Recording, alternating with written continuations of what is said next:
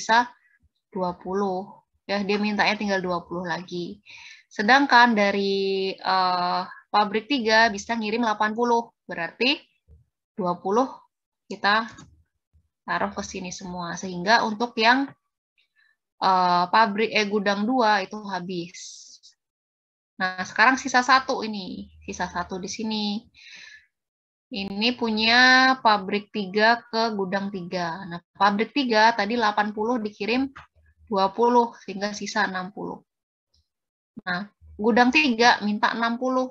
Pabrik 3 bisa mengirim 60. Berarti yang dikirimkan semuanya adalah 60.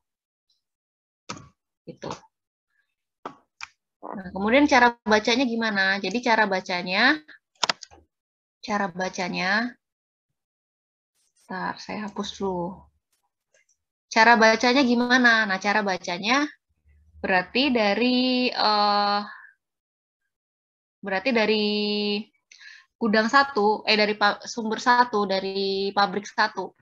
Nah, pabrik 1 ini mengirim sebanyak 120 dari pabrik 1 ke gudang 1 itu yang dikirim adalah 120 unit.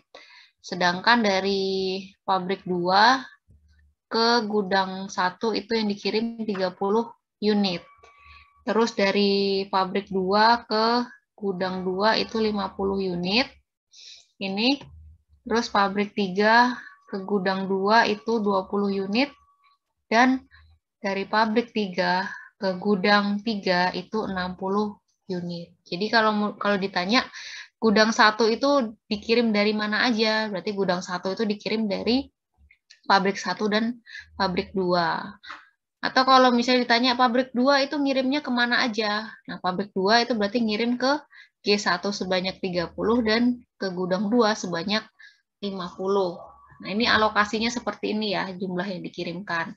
Kemudian untuk biayanya gimana? Nah, biayanya tinggal dikalikan aja. Kalau dari pabrik 1 ke gudang 1 berarti biayanya 8, 120 dikali 8, terus 30 kali 15, 50 kali 10, 20 kali 9, dan 60 kali 10. Nah, ini biaya minimum. Ini biaya yang paling minimum dengan metode Northwest Corner. Oke, ada yang mau ditanyakan dulu nggak sampai di sini? Nggak ada ya? Oke, ya silakan Fikri. Oke, Assalamualaikum warahmatullahi wabarakatuh. Selamat pagi. Saya izin bertanya. Jadi untuk misalnya metode Northwest Corner sendiri itu mengisi dulu berapapun angka yang misalnya ini mungkin 10 atau berapa nanti angka ongkos kirimnya. Sebentar. Fikri, sebentar. Saya besarkan dulu volumenya. Oke. Bentar. Nggak kedengeran suaramu. Oke, apa? Gimana? Jadi untuk pertanyaan saya sendiri, untuk metode Northwest Corner ini simpelnya adalah setiap pojok kiri itu berapapun ongkirnya, misalnya lebih mahal atau gimana, itu diisi dulu. Jadi misalnya tadi supply 120, semua langsung dioper ke paling kiri, nanti gitu juga seterusnya gitu. Diambil ke pojok kiri semua dulu. Betul sekali ya. Pertanyaannya bagus. Berapapun biaya transportasinya, ya pokoknya dioper ke pojok kiri atas. Gitu. Oke, jadi misalnya dioptimasi harga berapa itu di metode kedua nanti ya, yang list cost. Loh ya, jadi ini 2.690 ini adalah biaya yang paling minimal dengan metode NWC ini ya, Northwest Corner. Ini paling minimal menghasilkan 2.690. Jadi berapapun biaya, bisa di sini biayanya 30. Ya tetap mulai dari pojok kiri atas berapapun biayanya. Jadi kita nggak melihat biayanya yang di sini kalau untuk Northwest Corner.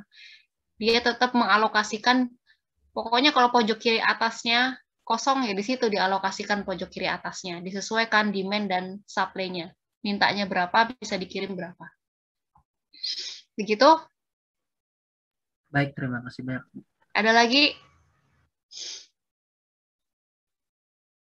Nggak ada ya? Nah ya, kalau nggak ada kita lanjut ke metode yang kedua. Metode yang kedua ini namanya metode least cost. Nah ini Jadi titik awalnya itu dimulai dari biaya yang paling murah. Kalau Northwest Corner itu selalu dimulai dari pojok kiri atas, tapi kalau metode least cost itu dimulai dari biaya yang paling murah. Nah, ini tadi berkaitan dengan pertanyaannya Fikri tadi ya. Nah, kalau yang least cost itu kita lihat yang paling murah yang mana. Kalau ada double ya pilih salah satu yang paling murah yang mana. Nah, untuk kasus yang tadi yang paling murah itu yang nomor 3.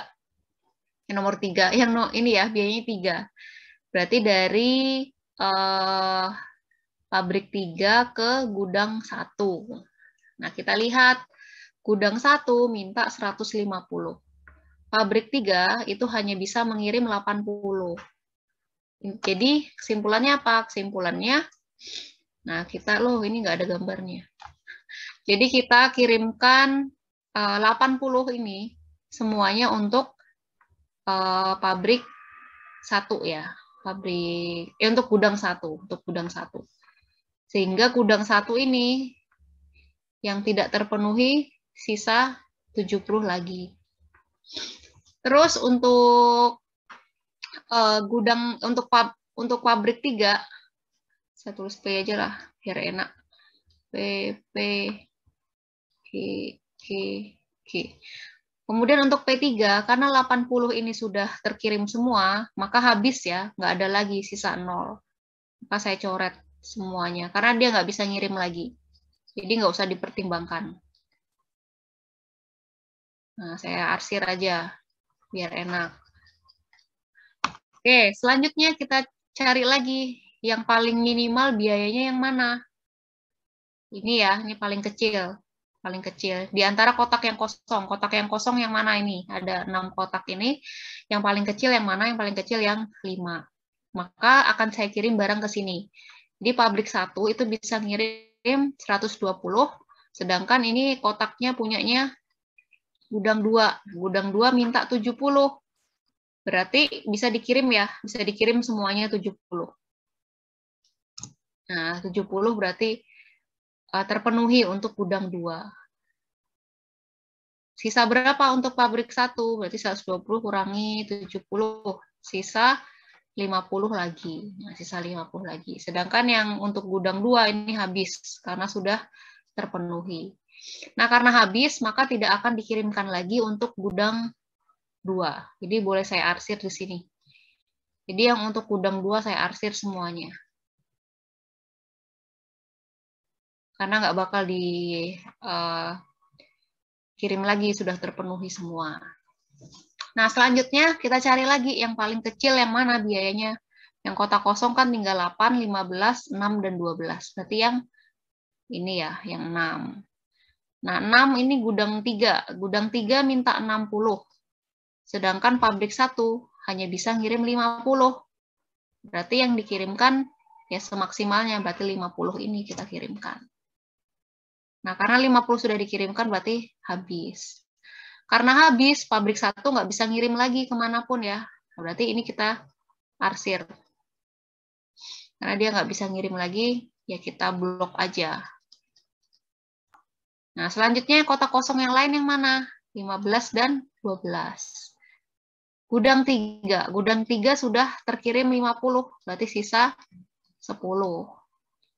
Terus, gudang 3 ini bisa dikirim dari pabrik 2, yang biayanya minimal kan ini ya.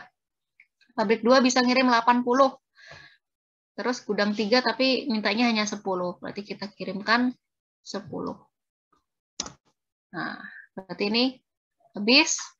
Nah, 80 sudah dikirim 10, sisa 70. Nah, kotak kosong yang lain yang mana? Kotak kosong yang lain tinggal ini ya, satu-satunya ini.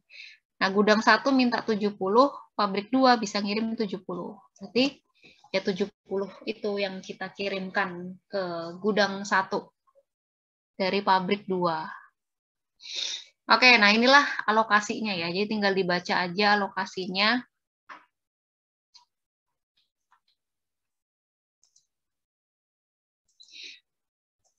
Nah, jadi alokasinya seperti apa? Jadi dari pabrik 1 ke gudang 2 itu 70, Pabrik 1 ke gudang 3 itu 50. Pabrik 2 ke gudang 1 itu 70.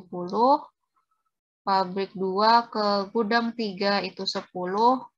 Kemudian pabrik 3 ke gudang 1 itu 80. Nah, ini pengirimannya. Beda ya sama yang tadi kan beda nih sama yang Northwest tadi. Nah, ini kan beda ya, ini beda nih alokasinya Northwest. Seperti ini cara ngirimnya, jumlahnya. Sedangkan kalau yang list cost itu seperti ini. Nah, biayanya gimana? Biayanya ya kita hitung aja. Ini 70 kali 5 hasilnya 2060. Sama yang Northwest tadi lebih murah yang mana? Ini 2690 Northwest. Kalau untuk yang list cost 2060. Ternyata lebih murah pakai yang list cost, metode list cost.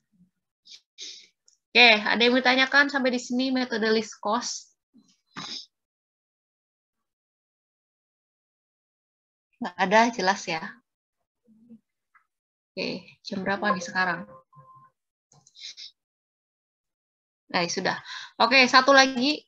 Nah, satu lagi ada metode FAM atau Vogel's Approximation Method. Nah, ini akan saya jelaskan di pertemuan selanjutnya aja. Di hari ini kita belajar Northwest Corner dan list cost. Terus ada satu metode lagi, metode awal ya, namanya FAM. Nanti kita lihat lagi caranya seperti apa, terus biayanya berapa. Gitu. Nah, biasanya kita pakai metode awal ini dulu, baru nanti dioptimasi pakai metode yang selanjutnya tadi yang saya jelasin. Oke, nanti kita lanjut lagi minggu depan aja. Sampai di sini ada yang mau ditanyakan nggak? Nggak ada? Oke, kalau nggak ada semoga jelas. Silakan bisa absen. Jadi setelah UTS ini materinya lebih gampang daripada yang sebelum UTS kemarin. Kayak tadi itu mudah ya. Materi yang paling disenengin mahasiswa biasanya metode yang model transportasi, terus nanti selanjutnya ada model penugasan. Nah, itu yang paling disenengin lah. Jadi silahkan dipelajarin baik-baik. Karena ya itu tadi lebih mudah daripada yang metode yang sebelum UTS. Tuh. Oke, sampai di sini dulu. Kita lanjut lagi minggu depan ya.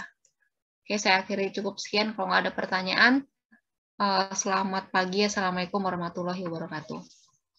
Waalaikumsalam warahmatullahi wabarakatuh. Saya end ya. Materinya nanti bisa diakses di MOORS. Saya bagi di MOORS. Saya tutup dulu.